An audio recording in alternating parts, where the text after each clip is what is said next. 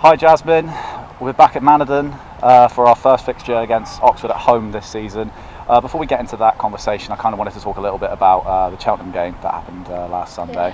Obviously you had an amazing performance. Do you want to talk a little bit about it? So I was feeling pretty confident going into the season. We'd had a good run of results in pre-season, good tests against different sides, and I just felt I had to do my bit for the game.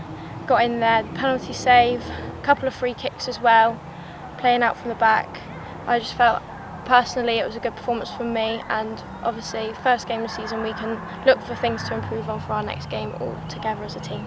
Yeah, and obviously you mentioned it there, you had a penalty save as well as 5 minutes before that. I think it was a save after another, almost fingertip-esque. What is it that sort of goes through your head in that 5 minute period where you're having a lot of shots against you and you're stopping them and you get a penalty given? What is it that's sort of running through your head? A lot of adrenaline really, when it comes to the penalty, you've just got to hope you guess the right way. You try and read the penalty taker's body language, guess the right way, and then do your best on the save. And obviously this weekend it paid off, me being able to save it. In terms of save after save in a couple of minutes, it's to the point where you're not even really thinking about it. It just happens, and then the support that you get from the team and the management, it just G's you on to get maybe the next save and the next save in the game and try and keep your team in the game.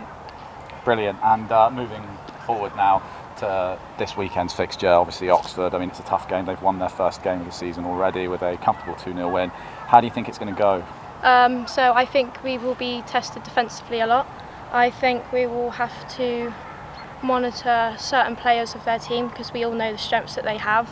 They showed their performance with finishing second last year in the league, unbeaten at home as well. So hopefully we can control the game in terms of defensively. We can possibly exploit their weaknesses with our strengths up front, and hopefully we can get a good result in front of the fans at our first home game this season. And finally, in fixtures like this, when you feel like you're obviously playing a team that, I mean, you've said it, it's going to be quite a big test for you guys defensively.